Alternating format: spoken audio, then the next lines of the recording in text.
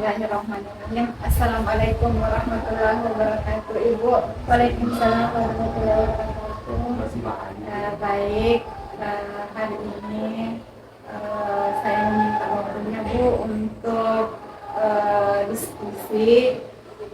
Kami dari calon penggerak Angkatan 9 Kabupaten Batu mempunyai tugas. Dalam tugas kami itu adalah tentang demonstrasi kontekstual, di mana tugas kami adalah ingin memberikan solusi maupun apa-apa yang dibutuhkan untuk kami sebagai calon penggerak nantinya untuk kedepannya sebagai pemimpin pendidikan. Baik Ibu, tema pada saat ini adalah pengambilan keputusan berbasis nilai kebajikan sebagai pemimpin. Tentunya Ibu selama menakodai sekolah ini, Ibu cukup lama mengemban amanah di sekolah ini. Tentu ada beberapa hal tentang dilema etika yang Ibu hadapi di sekolah ini. Ada beberapa kendala, kemudian tentunya Ibu sebagai seorang pemimpin pasti ada target, pasti ada jalan-jalan keluar untuk permasalahan ini. Baik Ibu, ada beberapa pertanyaan yang kemungkinan besarnya nanti ini akan menjadi pembelajaran kami untuk kedepannya sebagai pemimpin pembelajaran dari Ibu. Dari poin-poin ini ada beberapa poin yang saya sediakan untuk pertanyaan ini. Selama ini Ibu mengidentifikasi kasus-kasus dilema etika maupun bujukan-bujukan moral dalam sekolah ini seperti apa, Bu?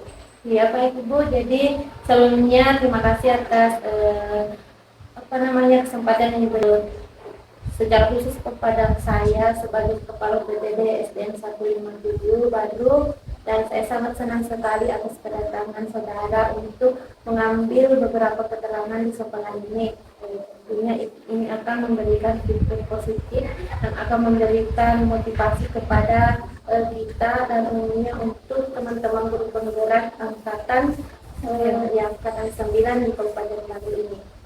Menurut dari apa yang Ibu yang pertanyakan, masalah identifikasi kasus dilema etika atau bujukan moral, dan ini merupakan suatu masalah yang sebenarnya di sekolah-sekolah memang marak terjadi di sekolah-sekolah, apalagi di sekolah ini. Dan alhamdulillah kami sebagai pemimpin pada saat mengambil keputusan dan identifikasi kasus-kasus seperti ini, kita mengambil pendekatan dulu.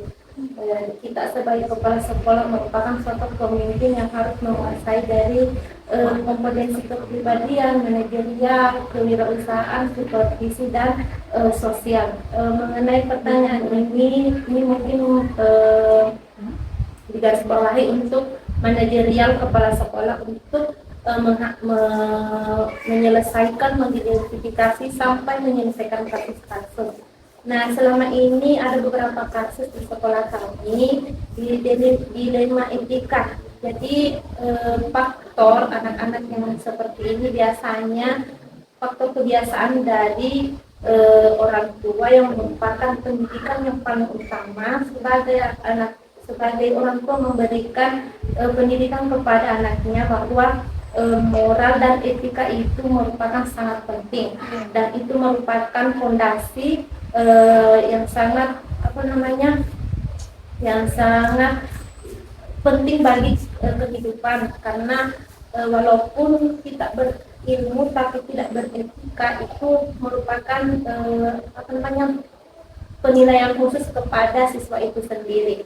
Nah, masalah yang saya dapat di sekolah ini, ada beberapa siswa kasusnya ya, mereka biasanya tidak mempunyai etika, maksudnya di sini tidak mempunyai tapi agak kurang kepada etika kepada orang tua di sekolah yang biasa kita sebut dengan guru, cara dia menjawab pertanyaan, cara dia memaparkan sesuatu di depan gurunya pada saat proses belajar mengajar. Saya pernah juga seperti itu. Terus pada saat juga mereka juga berinteraksi dengan teman-temannya, apakah teman sebayanya ataukah dengan adik kelasnya. Nah, biasanya kita pada saat melakukan pertemuan-pertemuan rutin, biasanya pada akhir semester, biasanya kita pada saat mau membagikan rapor, pada saat itu kita melakukan rapat internal kepada teman-teman guru bahwa siapa saja di dalam kelas itu yang bermasalah, misalnya bermasalah dengan ini, dengan etikanya, bermasalah dengan proses belajar mengajarnya, kelakuannya, nilainya yang bagaimana, apakah kita akan menaikkan kelas dengan bersyarat ataupun kita meloloskan sesuai dengan implementasi kurikulum yang berlaku bahwa anak-anak berhak untuk naik kelas tanpa alasan apapun seperti itu. Jadi kita mengidentifikasi, mencari siswa siapa yang mempunyai kasus seperti itu. Nah, setelah itu kita berembuk dengan guru-guru. Biasanya kita melakukan pendekatan dulu kepada orang tuanya. Sebelum orang tuanya kita mendekati dulu anaknya, apa yang kita perhatikan, apa yang menjadi anak tersebut melakukan kebiasaan seperti itu.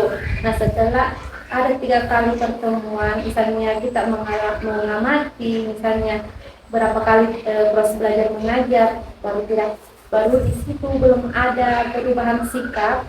Nah, kita mendekati kepada orang tua untuk bisa bertemu secara langsung, face to face dengan orang tua untuk memberikan arahan untuk bagaimana kita dibantu oleh orang tua tersebut untuk menghadapi anak tersebut. Nah, di sini juga ada beberapa anak-anak yang biasanya kelakuannya itu ibu yang mengambil barang. Dia mengambil barang, misalnya barang, uang. Nah, yang hampir dalam kelas 1 sampai kelas 6 dan pelakunya itu cuma 1.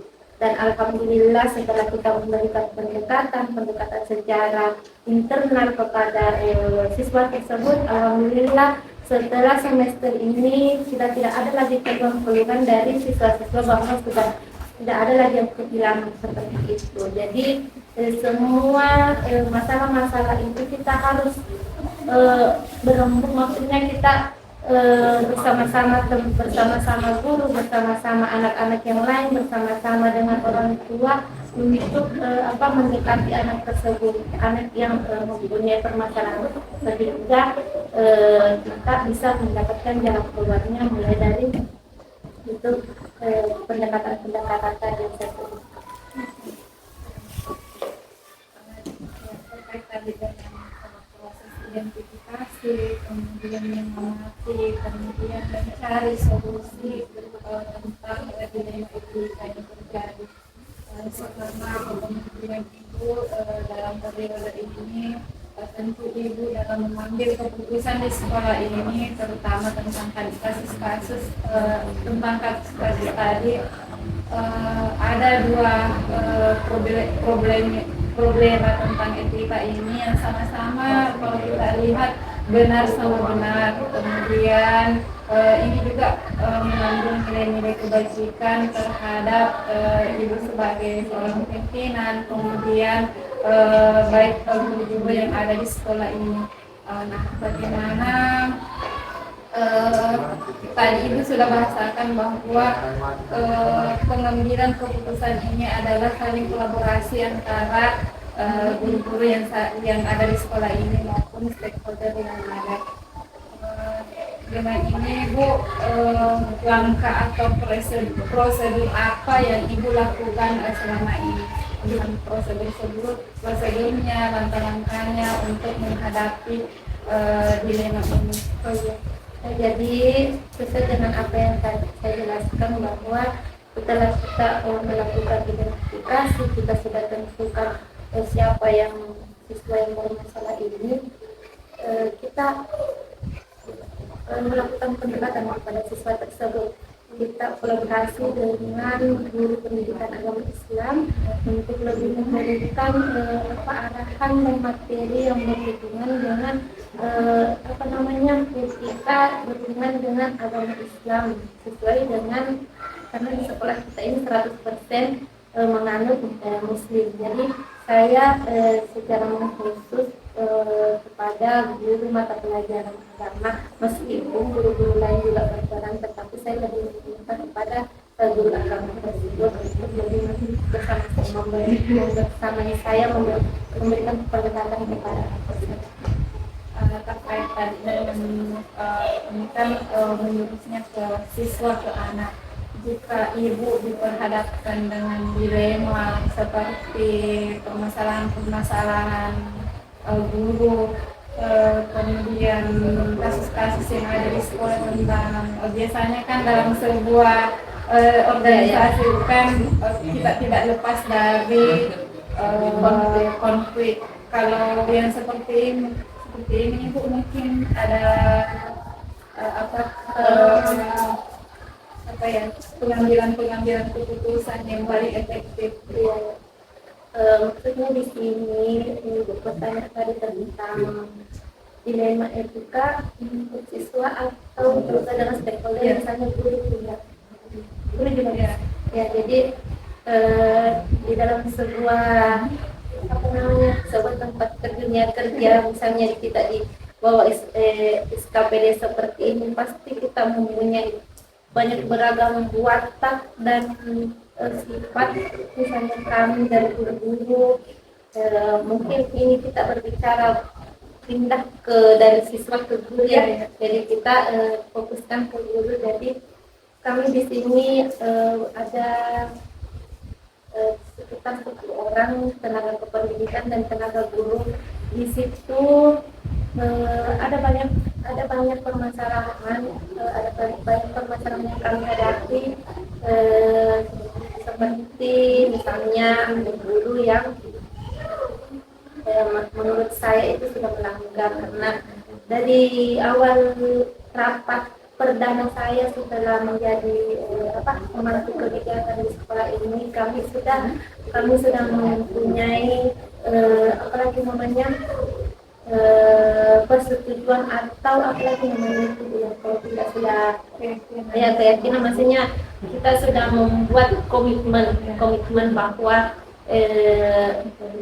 sebagai stakeholder, kepala sekolah, penentu kebijakan itu harus mengambil keputusan jika ada guru yang misalnya hari-harinya maksudnya dia jarang masuk di sekolah seperti itu, dengan tanpa keterangan dan tanpa juga pemberitahuan kepada kepala sekolah, itu merupakan masalah yang harusnya kita bersama-sama untuk bagaimana guru itu melaksanakan tanggung jawabnya sebagai guru kelas. Apalagi kami di sini sangat kekurangan guru, apalagi banyak PNS di sini itu cuma 2, guru kelas 1 orang, guru agama 1 orang, ketiga kali itu ada 3 orang, selebihnya beri kontrak dengan guru honor. Jadi biasanya saya amati di situ dalam 1 minggu biasanya hari efektifnya dia melaksanakan tugasnya cuma 1 kali, ataukah dalam seminggu itu tidak sama sekali datang. Nah, itu yang merupakan sesuatu yang saya juga bukannya menyerah, tetapi bagaimana tantangan saya sebagai kepala sekolah untuk memancing atau memantik supaya dia bisa rajin ke sekolah. Dan alhamdulillah dia sudah datang, alhamdulillah dia sudah datang selama 3 kali seminggu itu sudah saya maklumi dalam keadaan seperti itu. Jadi ada kebijakan-kebijakan saya sebagai kepala sekolah memberikan tugas tanggung jawab di luar dari tanggung jawabnya di kelas. Jadi saya memberikan dia misalnya ekstrakurikuler ya, ekstrakurikuler kesenian, dia semua memberikan tanggung jawab dia bahwa ini kita urus, ini kita yang tangani, sehingga bagaimana siswa kita bisa berprestasi di tingkat kecamatan. Jadi ada pola pikir di situ sehingga ini guru bersemangat bahwa ternyata kepala sekolah masih memberikan saya tanggung jawab meskipun keadaan saya seperti ini, sehingga dia tertarik. Dia selalu memberikan anak-anak sampai di luar jam kelasnya sampai sore malam dia tinggal di sekolah untuk memberikan les privat ataukah tambahan sehingga anak-anak tersebut alhamdulillah pada kegiatan ODSN bisa meraih juara 2 di bidang kesenian. Oke, baik Bu. Kalau yang selama ini dilakukan selama ini, apakah menurut Ibu efektif caranya? Menurut saya itu Langkah yang terbaik. ya langkah yang terbaik setelah apa yang kami lakukan. Beberapa langkah-langkah yang lain gagal sehingga saya mengambil langkah seperti ini dan ternyata mencapai hasil yang kita harapkan. Alhamdulillah ini efektif bagi saya. Dalam mengambil keputusan, mungkin ada beberapa tantangan. Kemudian biasanya dalam mengambil keputusan ini ada keputusan-keputusan yang paling sangat sensitif sekali. Mungkin tidak bisa mampu untuk utarakan walaupun kepada teman sendiri, teman terdekat sendiri. Mungkin tantangan yang terberat yang Ibu hadapi selama ini. Ya ada. Jadi sebelum kita mengambil keputusan kita harus memikirkan tentang kedepannya seperti apa, karena kita dalam satu sekolah SKPD seperti ini kita bukan hanya 1-2 hari, 1 minggu, 1 tahun, tapi kita berusaha untuk lebih baik ke depannya sampai ke tahun-tahun berikutnya, karena ini merupakan tanggung jawab kita. Jadi segala pengambilan keputusan itu pokoknya dari segala arah kita pilih. Kalau ini apa dampaknya, kalau ini saya ambil apa dampaknya untuk guru yang lain, guru yang tersebut dampaknya kepada saya atau dampaknya kepada anak-anak. Jadi kita memang betul-betul kepala sekolah harus berpikir dan itu tidak mudah dan sangat berat tanggung jawabnya itu. Ya, berproses. Iya. Baik Bu, terkait dengan kasus-kasus tadi, kemudian pemberian atau bagaimana caranya untuk bagi efektifnya pada saat ada kasus-kasus seperti ini, apakah Ibu langsung menyelesaikan masalah ini di tempat atau Ibu elaborasi dulu dipending untuk selanjutnya kemudian akan dicarikan solusinya seperti apa? Jadi sebagai penanggung jawab dalam satu sekolah kita harus menanggapi pada saat itu juga. Jadi kita tidak boleh menyimpan masalah, apalagi masalah biasanya berlarut-larut dan banyak berdampak ke yang lainnya. Jadi pada saat ada masalah kita sebagai kepala sekolah harus menyelesaikan pada saat itu dengan berbagai pertimbangan dan berbagai pendekatan. Diselesaikan secepatnya. Baik, ini lagi Bu, adakah seseorang yang menjadi tim motivator dari Ibu yang menyelesaikan, yang memudahkan atau yang membantu Ibu dalam mempermudah mengambil keputusan atau kasus-kasus yang terjadi di sekolah Ibu? Jadi dalam mengambil keputusan ada beberapa faktor yang membuat kita mengambil keputusan. Pastilah kita mengambil pandangan atau pendapat dari teman-teman yang lain. Kita tidak boleh mengambil keputusan sebagai kita pihak pemimpin. Kita harus meminta kepada teman-teman bagaimana sebaiknya seperti ini. Kita tidak boleh mengambil sendiri saja karena kita tidak satu di sekolah ini, kita adalah sama. Jadi guru dengan kepala sekolah itu bersama-sama. Tidak bilang kepala sekolah saja yang merupakan pengambil keputusan memang, tapi kita juga harus mengambil pendapat-pendapat dari teman-teman yang lain. Seperti itu, yang bersifat positif. Saling berkolaborasi dan berkolaborasi. Ya, Baik, pertanyaan terakhirnya Bu. Nah, dari semua tadi yang proses identifikasi, kemudian cara-cara menyelesaikan masalah, kemudian bagaimana cara memecahkan masalah, kemudian bagaimana saling berkolaborasi antar semua stakeholder. Nah, ini yang terakhir, pembelajaran yang Ibu petik dari pertemuan kita hari ini tentang pengalaman Ibu mengambil keputusan dalam dilema etika yang selama ini yang Ibu hadapi, itu apa yang Ibu petik? jadi dalam pengambilan keputusan kita tidak boleh gegabah. Maksudnya kita berpikir dulu apa dampak dari keputusan yang kita ambil ini, dan tentu saja yang lebih banyak dalam ke arah positifnya. Jangan mengorbankan satu orang kepada banyak orang, seperti itu. Oke Bu, terima kasih, sangat luar biasa. Ini akan menjadi motivator untuk kami sebagai calon pemimpin pembelajaran ke depannya Bu. Terima kasih atas segala ilmu yang Ibu berikan kepada kami. Mudah-mudahan Allah Subhanahu wa Ta'ala memberikan kita kekuatan, memberikan kita semangat untuk dunia pendidikan.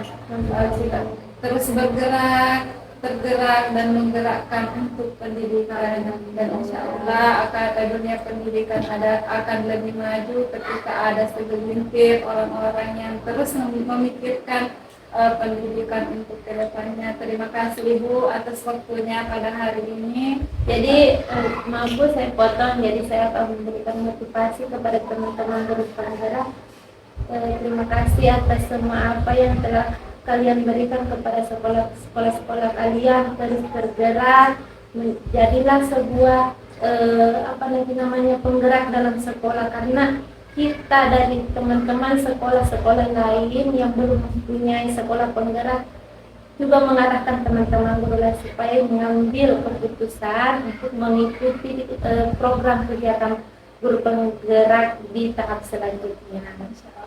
Terus bergerak, Bergerak, menggerakkan. Terima kasih.